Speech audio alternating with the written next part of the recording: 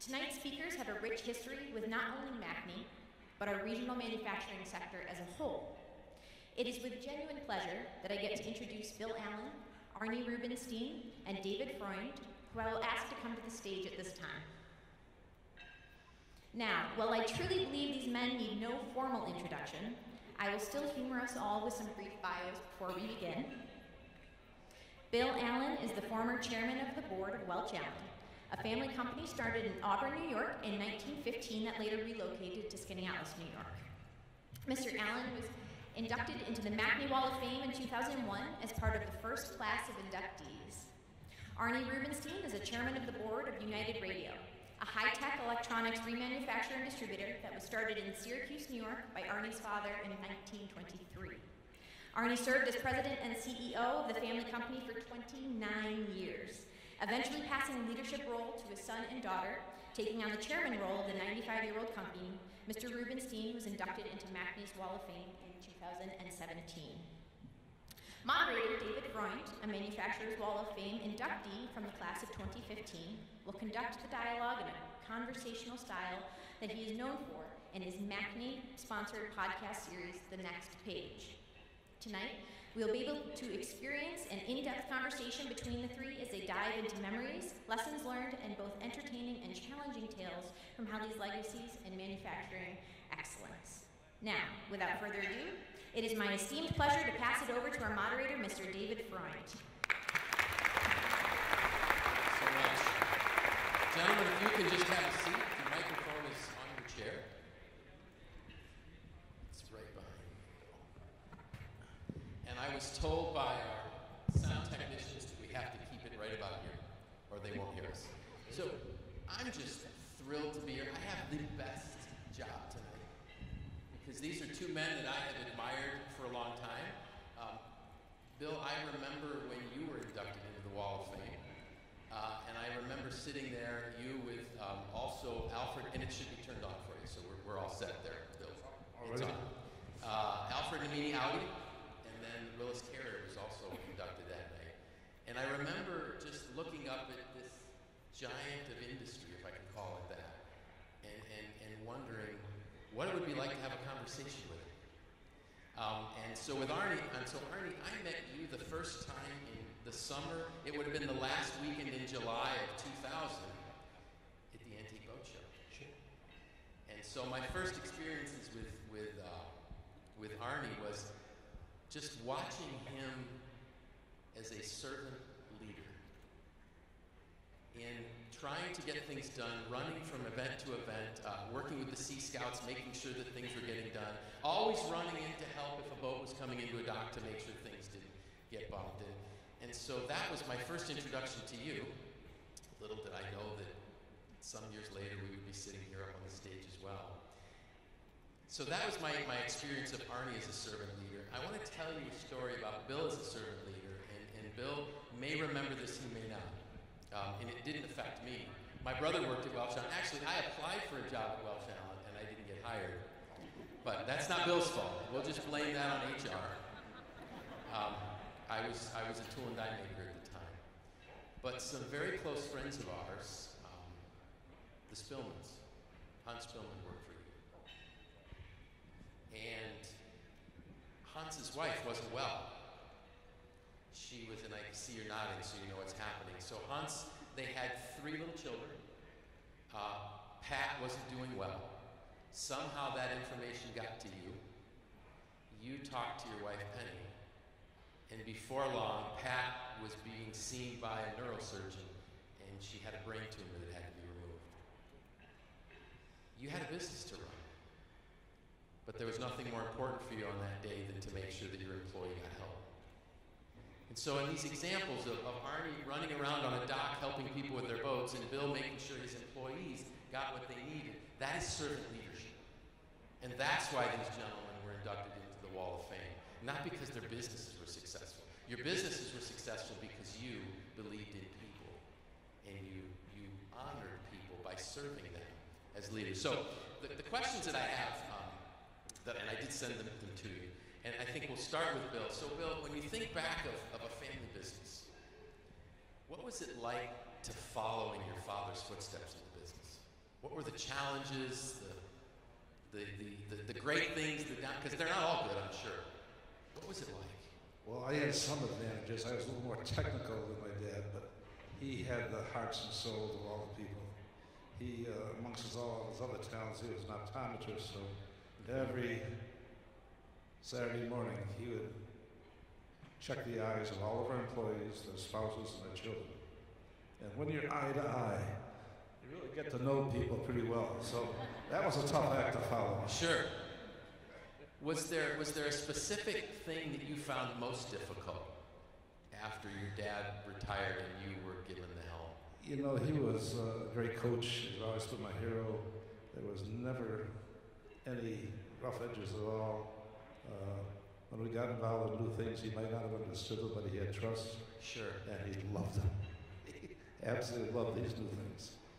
That's awesome. And I don't know if you caught that. His dad was his hero. There is nothing better than when your dad is your hero, and I can say that for myself. So Arnie, how about you, when you took over for your dad? And there was a great picture, and there are some pictures they're putting up here, but I love the picture in the book of your dad sitting on the ledge of Archibald Stadium, making sure that they could hear. And I love how it said that he knew it was loud enough if they could hear it on Salina Street. So what was it like to take over for your dad? Well, I think my path was just a little different. I didn't directly take over from my dad. Okay. But the way my father raised the family, he instilled the characteristics of just being a good person, helping other people. And my brother and I were second generation. Third generation is sitting out here in the audience. But when my brother came back from the Korean War, and he was 9 years older than my father was already sick. So it was really my brother that coached me in the business. Okay. But the foundation was built by my father. You talked about the work ethic and things that you learned from them. What if I had to ask you what was one key thing that you learned from your dad? What would it be? Treat everybody with respect. Bill, how about you? If there was one thing. Well, my dad had this saying, be always kind and true.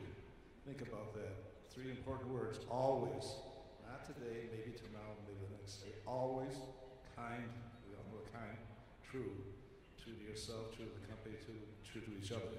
And that's a tough challenge to do that every day, but he did it and I tried. And if you think about that, so just listen to what they said and how much our world needs that today. Treat everybody with respect and be always kind and true. Imagine, folks, if in Central New York, we as missionaries of manufacturing, if I can call it that, would spread that throughout our organizations and throughout our communities. Treat everybody with respect and always be kind and true. We could change a community. What were some of the challenges that you faced? We'll start with you, Bill. What were some of the challenges as you took the helm of Welch Allen? Who's this new kid who can't prescribe glasses? Does he know what he's doing? I had been, when I joined the company, Penny and I were out in Portland, Oregon for 3 years, and I ended up in the sales area, and I had a little sales territory that went from Maine to Cleveland, down to Kentucky, Tennessee, Washington, back up. That's a lot of territory, a lot of hospitals, a lot of medical schools. So I was really working hard. And my dad is kind and true, yeah, but smart. Smart. I'm working hard, not home a lot. So my wife is complaining to my dad, Bill's not home much anymore, he's on the road all the time. So he gave her some shares of the company. Brilliant. Smart. All of a sudden, she was interested in you being on the road. What are you doing home? Get back out there! You know, while I didn't get a job at Welch Allen, I'm not bitter, by any means. And I won't mention the name of the HR manager. So really what happened was I called up, because my brother worked in your tool room, my brother Bob. And so I called. I had just gotten my journeyman's papers, and I was so proud of those papers because it took me 4 years and 8,000 hours to do it and the night school and stuff. So I'm so excited about that. So I call up, and the HR manager says, when did you get your papers? And I said, just last month. And he said, call me in a year when you know something. Click. But anyways, so I did have the last laugh in a bit here, Bill, because while I didn't work at Welch Allyn, I worked for Volpe. There you go. And in about, I'm going to guess 1990, 1989, we purchased the custom fiber optic division. And one of the stories that because Welch Allyn just has a beautiful story, and one of the stories was that some of the lamps that we put into some of the reed heads had come from your medical products. And so there was this lamp that went into a Scantron reed head that was literally known as a rectal lamp. Because it was put on a scope that looked, anyways, but it was just so these, what is this? It's a rectal lamp. Okay. The number 19 lamp. We sold it to Univac down in Utica. Yeah. Used with some fiber optics, and that's how they ordered it. Lamp, rectal. Lamp, rectal. So, and I have to say too that my youngest son had to buy some medical equipment for PA school. And he bought Welch Allyn stuff because he said, Dad, I want to buy the best. So he still did. Thank you. So, Arnie, what was the toughest challenge for you? I think the toughest challenge, mentally anyways, when my brother suddenly passed away. And he and I were partners for many years. And I suddenly realized my responsibility to make sure that we meet payroll and these people have food on their table every day. And just taking on that responsibility and working in a business. Wow, that's got to be tough. I can't imagine. So we'll stay with you, Arnie. So let's now it's time for you to turn things over to your kids. How did you make that transition? I once, a couple of years ago, I had a business consultant ask me that same question. In fact, the question was, how do you know when it's time to turn the business over to the next generation? And my answer to him was that when you're in a family business, you turn the business over before you want to get out. You can't make the next generation wait until they're 65 years old. That's awesome. And I have to say, because I have the privilege of working with a lot of your people from time to time, what a top-notch organization that understands what it means to add value to their staff and to pour value back into the community with the things that and I know how active you are with the charities in the community, and Bill also with the Allen Foundation. What wonderful things this community is being able to take part in because of the generosity of these people. Bill, yours was a little bit different. How easy, or what were the issues with the transition from you running day to day to moving out of the business, and then how did that come about? I left a big chunk of my heart there. I bet. I really loved it. I loved every day. But Arnie's absolutely right. You got to get out of the way for a while. And so I think my dad again was very smart. He had me trained under a great salesman. Mm-hmm. So I got the sales and that end of it. And then our leading engineer, technology man, was president, and I really learned from them. Mm-hmm. And how did I let go? I think there was a revolution, and everybody just walked out.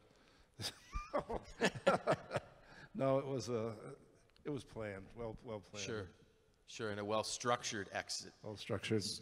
And they haven't got rid of me yet. I still show up every day. It's true. I went in there, and Arnie's sharing an office with Phil, so that's good. Let's talk about some things on a little bit lighter note. Arnie, you knew Penny, Bill's wife, before Bill did. I'll be a I don't know where you're going with that one. Well, I didn't come up with the story. I have a feeling that Mrs. Allen might have shared that with Karen. But apparently you went to high school together. Nottingham High School, yes. There you go. Small world. Did you know that, Bill? I'm learning more and more all the time. Nottingham, faithful and true. That's right. You know, so Arnie was the man growing up in a family business in the city of Syracuse and, you know, going to Nottingham, and poor Bill was from Skinny Alice. But she chose you, Bill. And I'm sure she hasn't regretted it one moment. I'm sure not. And I'm sure Libby's really happy too, because, so the two of you, you both spend time in Skinny Alice in the summertime. Do you ever get together in Skinny Alice? I can't keep up with him. You can't keep up with him. His boat's too fast, right? Too fast. Boom. There Right. goes Arnie. Yeah. Boom. There he goes. So Arnie, how fast is your gentleman's racer? Well, we hit mid-60s with that one. Mid-60s in a wooden boat. My wooden boat doesn't go that fast. So tell us a little bit about your hobby, and then Bill, I'm going to ask you of something about a hobby too that we may not know about you. But so you love wooden boats. Why? Well, our family, with another close family, every summer we would go to Fourth Lake up in the Adirondacks. And their son and I were the same age. And Mickey and I, we had a rowboat that we could go out in. But you see these beautiful wooden boats coming down the lake. Right. And I would say that the two of us, both of us were gearheads, even at a young age. Sure. And we not only admired the boats, we got to the point where we could tell each other which boat was coming down the lake before we even saw it, just by the sound of the engine. Sure. And it's been a lifelong, So it got in your blood and you can't get it out. yeah. I kind of understand that a little bit. Bill, how about with you? Just go back to Arnie's love of boats. He started this antique boat show in Skinny Alice. It's hugely successful. And boats come from all over the country, and it's one of those things you have to see. So, Arnie, again, thank you for what you've The done. last Thank weekend in you. July every year. That's right. So if you don't know when it is, look on the calendar. It's the last weekend in July. You don't want to miss it because it's amazing. And this summer is the 70th or 80th year of the Lightning sailboat, which was made in Skinny Alice again. So these Lightning sailboats will come from all over the world. So Terrific. we'll have a lot of stuff going on. You do. So how about, what does Bill Allen do as a hobby? Now, everything that Penny tells me to do. It's a full-time job. If my favorite hobby, I guess, would be coaching. We have 4 boys. Okay. And I had this idea that if I coach the kids, at least I have an idea of what was going on. Sure. So I coached hockey for 20 years, and great time. We won a few state championships, Yeah. traveled all over the country, and it was Awesome. great time. That's great. But the trouble is you'd have winter friends, and then you'd have summer friends. Sure. So just in closing, just a couple more stories. So Bill won't know this, but my sons have done work at your house because they work for Brinson Marine. And, Oh, really? And they would have to put your docks and your hoists in. And my son Mike, he came home one day and he was just so amazed. He said, "Dad," well, first of all, I think your ski boat's a Supra, right? Do you have a Supra, your ski boat? Yeah. So he loved the ski boat. But he said, "Dad, I go out there with a crew of these younger guys," and he said, "We're starting to put the dock in, and the next thing we know, Mr. Allen comes out, and he's helping us. He's asking what he can do. He's offering us coffee. He's offering us donuts." Again, servant leadership. Added value to them by taking an interest in them, and they remembered that. So again, that's that servant leadership piece. Thank you. And again, Arnie, always there to instruct, to help, to teach, your efforts with the Boy Scouts, things that they didn't need to do, but yet they realized it was part of who they are. And that's what makes you great leaders. what advice would you give people? We'll start with you, Arnie. If you had to give advice to the younger people in here, I guess we're calling them the millennial generation. They don't like that, but I don't know what else to call them. So the young folks, what advice would you give them as they look toward a future that Randy says is changing all the time? That's not only a problem for an individual, but for a company. Yeah. And the thing that we've instilled in our company is that we constantly have to change or we'll die. Mm-hmm. If you don't grow, you die. So, you know, whatever your interest is, wherever it takes you, learn everything you can, but keep thinking out of the box. Very good, thank you. And that's how, you know, the company that was known for repairing radios, is getting into drones. Right. That's where the market's going. Very good. Bill, how about you? What advice would you give the young folks that are looking? Well, if you're technical, God bless you. You've got a big leg up. Everything Randy put up there is technology driven. So make some friends with some good technologists. That's what I would do. Hire the best people you can find. You're going to lose some of them along the way, but they are that's what really makes you great, is surrounding yourself with really good people and having that big dream, the Arnie dream. Thank you. So let me just kind of wrap this up, because I know there's dinner, and I know you'd love to get to it, but I'd love to just sit and talk with these gentlemen, but we don't have time for that. Dream big, have the dream. I like, Bill, how you said surround yourself with people that have technology, that technologists, those that have this gift. They're gifted in the technology area. And Arnie, you talked about growing. You have to grow. If you don't grow, as Arnie said, you die. If our companies don't innovate, if our companies don't grow and change, they'll die. They will just be a footnote in history. The same thing happens to us. If we don't grow every day, if every day when you go to bed at night, you don't ask yourself, what did I learn today that I didn't know when I got up this morning, you're going backwards. Because one thing I know is that change is inevitable, but growth is optional. So I'm passionate about growth, and I'm also passionate about leadership, and that's why I want you to give a round of applause to these two icons in our community.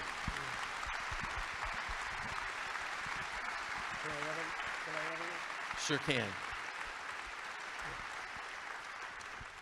If I can just add a word at this point, I think if you folks had our two wives up here, you might get a different perspective on a lot of this. That's next year. Thank you so much. And also, it's awful nice sitting in these chairs. I highly recommend them. These are really nice, aren't they? Know we're going to get some? I'll bet you a meanie knows. You think so? John Brogan's here from Stickley. I bet he knows where we can get chairs just like this. Thank you. Thank you so much, gentlemen. So do we turn it back to you? Okay.